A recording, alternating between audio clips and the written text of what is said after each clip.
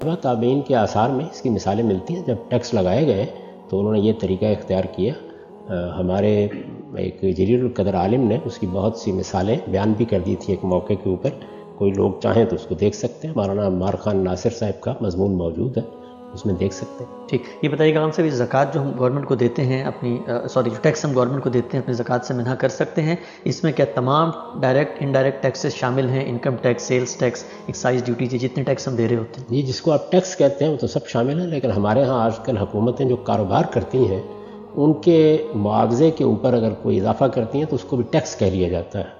दरहाल है कि उसके लिए टैक्स का लफ्ज़ मौजूद नहीं है किसी तरह भी। यानी हुकूमत अगर पेट्रोल बेच रही है, हुकूमत अगर बिजली बेच रही है तो वो ख़रीद व फ़रोख्त का मामला है, उसकी कीमत वो जो चाहे मुकर्रर करे, मार्केट के लिहाज से मुकर्रर होती है। इसी तरह हुकूमत अगर कोई सहूलत फराम करती है आपको, जैसे सड़कें बना देती है, पुल बना देती है, उसके ऊपर टोल आयद कर देती है, उसका भी टैक्स से कोई ताल्लुक़ नहीं है। वो असल में उस सड़क को इस्तेमाल करने का मुआवजा है, तो उसको आप मिन्हा नहीं कर सकते। बाकी जो टैक्स है हकीकत में, यानी जो आपके कमाए हुए से बग़ैर इस तरह के किसी इस्तिफ़ादे के आपसे लिए जाते हैं, जिनको टैक्स कहना चाहिए हकीकी मानी में, वो सब आप निकाल सकते हैं। बॉन्ड की मिसाल दी है, वो तो ज़ाहिर माल है उसमें रखा हुआ है, यानी उसमें तो ऐसा नहीं है कि कोई तसर्रुफ़ में नहीं है, जब चाहे उठाए कि उनको बेच दे। वो ऐसे ही है जैसे कि नोट रखे हुए हैं या सोना रखा हुआ है, तो उसकी ज़कात दी जाएगी, उसी वक्त दी जाएगी।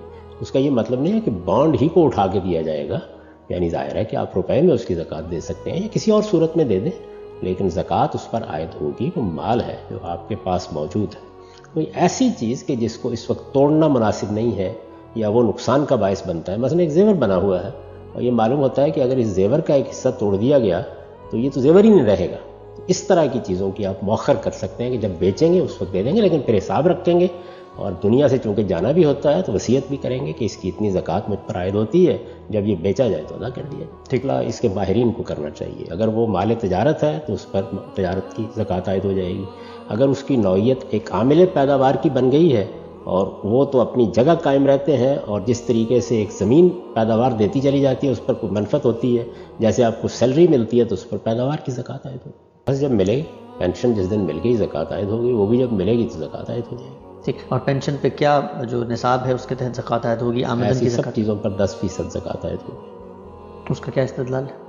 ये कि उसमें चूँकि आपकी मेहनत तो अब नहीं सरफ हो रही, आपको मिल रही है और अब आपने मेहनत की थी किसी ज़माने में, सरमाया और मेहनत जब दोनों मिल के किसी पैदावार का ज़रिया नहीं मिल रहे तो 10%, अगर दोनों के बगैर हो रही है तो 20%, और अगर दोनों के साथ हो रही है तो 5%। ठीक, हमसे ये बताइएगा कि ज़कात जब हम अदा करते हैं तो क्या इसके लिए ज़रूरी है कि हम देने वाले को बताएं कि हम ज़कात की रकम दे रहे हैं, और अपने बहन भाइयों और वालिदैन को क्या ज़कात दी जा सकती है? सबको दी जा सकती है, जो ज़रूरतमंद है उसे ज़कात दें। यानी सबसे बढ़कर तो आपके अज़ा, आपके अक़रबा ही इसके मुस्तहिक़ होते हैं कि अगर आपके पास कोई अल्लाह की राह में देने के लिए है तो आप उनको दें। हुकूमत लेगी तो फिर तो आपको हुकूमत के सपुर्द करनी है, यानी फिर आप ज़कात में से अपने तौर पर कोई तसर्रुफ़ नहीं कर सकते। लेकिन अगर हुकूमत नहीं ले रही और आप अपने तौर पर दे रहे हैं तो वालिदैन ज़रूरतमंद है तो उनको दें, अज़ा ज़रूरतमंद है तो उनको दें, कोई उस्ताद ज़रूरतमंद है तो उसको दें, आपके कोई करीबी दोस्त, आपके अहबाब, आपके हमसाए वो भी ज़रूरतमंद है, और सबसे बढ़कर जो आपके ताल्लुक़ वाले होते हैं वो पहले मुस्तहिक़ हैं, उनका पहला हक़ है, तो उनको ज़रूर ज़कात दें। ठीक, ये बताइएगा हमसे गैर मुस्लिमों को क्या ज़कात अदा की जा सकती है? बिल्कुल दी जा सकती है। यानी गरीब आदमी आपका हमसाया है, आपके यहाँ काम करता है, आपका कोई ड्राइवर है, आपकी फैक्ट्री में मुलाजमत करता है, आपके दफ्तर में काम करता है, तो आपके अज़ा अक़रबा से अगर कुछ बच गया है तो आप उसको भी दे सकते हैं। ठीक, और इसमें हरगिज़ ये ज़रूरत नहीं होती कि आप उसको बताएं या उससे पूछें। आपका इत्मीनान होना चाहिए कि ये आदमी ज़रूरतमंद है, मुस्तहिक़ है। जो भी इन्फाक के मामलात हैं, यानी अल्लाह की राह में ख़र्च करना है, उसमें न मज़हब देखा जाता है, ना इस तरह से उसके हालात की खोज कुरेद की ज़रूरत होती है। आपका एक अमूमी फ़ैसला होता है अपने किसी अजीज़ के बारे में, करीब के बारे में, कि ये फिलवाक़े मुस्तहिक़ है। यानी मुस्तहिक़ का मतलब क्या? ज़रूरतमंद है। अब एक आदमी है, घर तो उसके पास है, खाने पीने को भी है, बच्चे को तालीम नहीं दिला सकता, तो ये उसकी ज़रूरत है। आप जानते हैं कि जो इसकी आमदन है उसमें ऐसा नहीं है कि वो अपने पास रख के बैठा हुआ है। इसी तरह किसी को अपनी बेटी को घर से उठाना है, और इस तरह के बहुत से अखराजात आ जाते हैं, तो उनमें ये देखना चाहिए और इसका इत्मीनान करना चाहिए कि मेरा भाई या मेरा कोई पड़ोसी है, मेरा कोई अजीज़ फिलवाक़े इसका मुस्तहिक़ है, उसकी ज़रूरत है, आपका इत्मीनान है, आप दे दें। ٹھیک، ہم سے بتائیے گا کہ بس اوقات ہمیں وراثت میں ایک بڑا مال مل جاتا ہے، نہ اس میں ہماری محنت کا دخل ہوتا ہے، نہ ہم کوئی سرمایہ لگاتے ہیں، وہ مال کیا ہماری بچت ایسٹ ہی میں شمار ہوگا، مال آگے منتقل ہو رہا ہے یا اس پر کوئی دوسری زکوٰۃ آئے گی؟ یہ توقع کرنی چاہیے کہ جس باپ سے یا جس عزیز سے آپ کو وہ میراث مل رہی ہے وہ زکوٰۃ دیتا رہا ہوگا اس پر، آپ کو ملے گا جب تو آپ مال کے مالک ہو گئے، پھر اس کے بعد آپ کی زکوٰۃ کا دن آئے گا تو آپ زکوٰۃ دیجیے گا۔ لیکن اگر مثلاً کوئی فیکٹری آپ کو منتقل ہو گئی ہے، کوئی زرعی زمین منتقل ہو گئی ہے تو پیداوار آئے گی تو اس کی زکوٰۃ عائد ہو جائے گی اس کی۔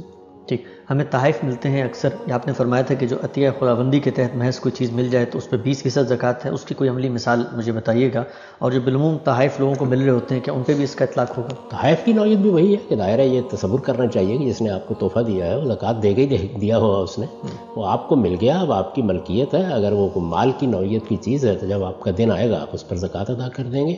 اس کو ماضی کے لحاظ سے دیکھنا ٹھیک نہیں ہے، لیکن آپ کے ہاں مثلاً کوئی خزانہ نکل آیا ہے، اب اس میں کوئی محنت تو نہیں کی گئی، آپ نے گھر کو کھودا اور معلوم ہوا بہت مال آ گیا تو اس میں 20%۔ ٹھیک، مال اگر قرض پہ دیا ہوا ہے میں نے اور وہ میرے تصرف میں نہیں ہے اور وقت آ گیا ہے زکوٰۃ کا، تو کیا میں اس مال پہ زکوٰۃ ادا کروں گا؟ جب آپ نے قرض دے دیا ہے تو آپ نے خدمت میں مال کو لگا دیا ہے، قرض بجائے خود تبرع کا، نیکی کا، خیر کا عمل ہے، تو اس وجہ سے جب تک وہ آپ کے مقروض کے پاس ہے اس پر کوئی زکوٰۃ عائد نہیں ہوتی، جب وہ آپ کو واپس ملے گا اس کے بعد آپ زکوٰۃ دیں گے۔ ٹھیک، سروس انڈسٹری میں ہم دیکھتے ہیں بس اوقات لوگ ہوتے ہیں چھوٹے موٹے کام کرتے ہیں، ہینڈی مین ہیں، ان کی بھی محنت سے پروڈکشن ہو رہی ہوتی ہے، تو کیا وہ نصاب ہوگا کہ جس میں پروڈکشن کے اندر کم سے کم مال مقرر کر دیا جائے کہ اس سے نیچے اگر مال ہو تو اس پر ہم زکوٰۃ سے اس کو مستثنیٰ قرار دے سکیں؟ میں نے ابتدا میں یہ عرض کیا تھا کہ جن چیزوں میں رسول اللہ نے کوئی مقرر کر دیا ہے وہاں تو وہی رہے گا، لیکن ہم اپنے طریقے کے اوپر آج کے زمانے کو سامنے رکھ کے اور وہاں جو اصول کار فرما ہے اس کو ملحوظ رکھتے ہوئے مقرر کریں گے۔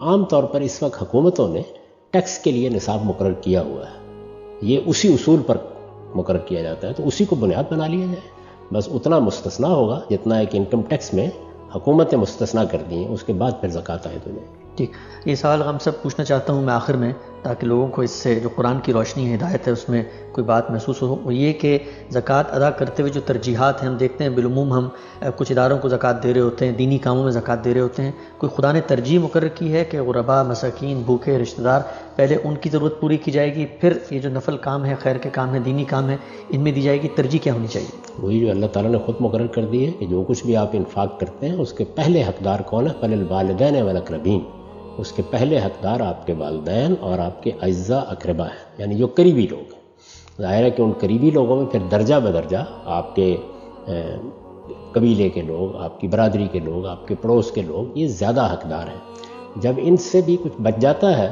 پھر اس کے بعد آپ کی ثوابدید پر ہے، آپ جس کو زیادہ بہتر سمجھتے ہیں دے دیں، لیکن پہلا حق انہی لوگوں کا ہے۔ اس کے بعد کسی ادارے کو دینی چاہیے، اس کے بعد کسی ہسپتال کو دینی چاہیے، اس کے بعد اس دائرے سے باہر دینی چاہیے، تو پہلے اس حق کو ادا کرنا ضروری ہے۔ ٹھیک، ہم سب غیر مسلم حکومتیں جو ہم سے ٹیکس لیتی ہیں کہ ہم ان کو بھی زکوٰۃ سے منع کر سکتے ہیں؟ ہر حکومت کر سکتے ہیں، وہ بھی ظاہر آپ کو ساری ضرورتیں فراہم کر رہی ہیں، بلکہ بعض جگہوں کے اوپر بہتر طریقے سے فراہم کر رہی ہیں، جن کی بنیاد پر اللہ تعالیٰ نے یہ کہا ہے کہ حکومتوں کے سپرد کر دیا جائے۔ تو جہاں کہیں جو نظم اجتماعی ہے، جب آپ اس کا حصہ بن گئے ہیں، اس کے شہری ہیں، تو آپ ایک معاہدے میں بن گئے ہیں۔ آپ سے جو ٹیکس لیا جاتا ہے وہ ظاہر ہے کہ وہ اگر غیر مسلموں کی اکثریت کی حکومت ہے تو وہ تو ٹیکس ہی لیں گے، تو آپ اس میں اس کو منہا کر سکتے ہیں۔ ٹھیک، چھوٹے بچے پورا سال کچھ رقم جمع کرتے ہیں اور وہ رقم کیا وہ بھی قابل زکوٰۃ ہوگی، یا بچوں کے لیے بلوغ کی عمر کی شرط ہے نصاب میں زکوٰۃ کی ادائیگی کے لیے؟ بلوغ کی عمر کے بعد ہی زکوٰۃ عائد ہوتی ہے، بچوں کو کھیلنے دیں جب وہ کھیل رہے ہیں۔ ٹھیک، ہم سب آخری سوال میرا آپ سے یہ ہے کہ بہت زیادہ تفصیلات ہم نے آپ سے پوچھی، وقت کم تھا، خواہش ہی تھی کہ جو لوگ وہ زکوٰۃ کیلکولیٹر استعمال کریں ان کو ایک تصور مل جائے۔